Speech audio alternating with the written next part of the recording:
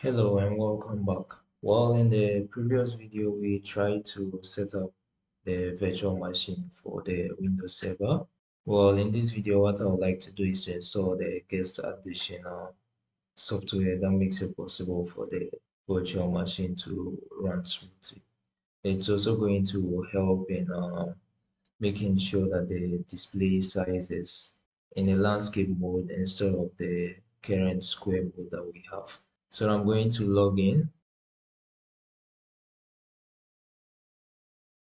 And while it loads, I'm going to go to devices at the top here and select insert guest addition CD image.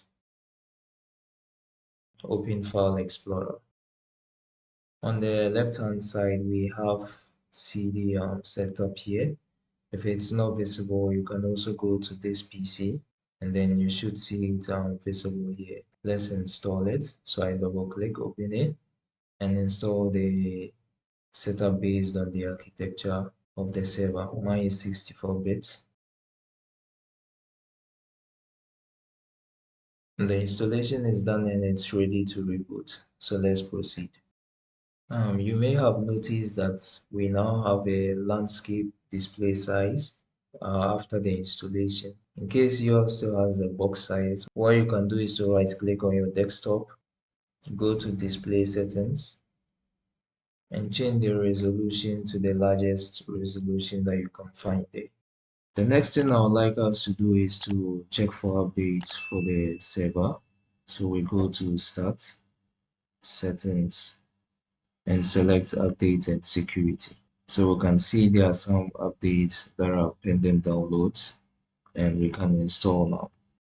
While the downloads go on, in case you are not sure if your VM has access to internet or not, what you can do is to open your web browser.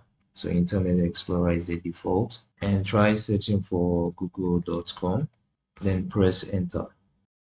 I'm going to click on OK for this security alert, and let me close this. So we can see that the web browser is able to load google.com. In case yours does not load, or if it says no internet, what you can do is to come to the top here, click on devices, go to network, and select network settings. So I already have this option turned on by default because that's the default adapter. And for the attached to option, we have different options. We have the NAT and bridge adapter. Just make sure that it's either on NAT or it's on bridge adapter. And the difference is that for NAT, the VM is able to access the internet of the host PC. Host PC here means that the PC running the virtual machine. So he's able to access the internet of the host PC to do whatever it needs to do. But for bridged adapter, yes, it's able to access the internet as well as communicate with the host device as well. So you select either of this and press OK. Then try to connect to the internet again to see if it's working fine for you. One eternity later. The updates are done pending restart. Before we proceed to do a restart, I would like us to change the date and time of the server to match with my time zone. So I open Control Panel, go to Clock and Region, and select Date and Time. Click on Change Time Zone.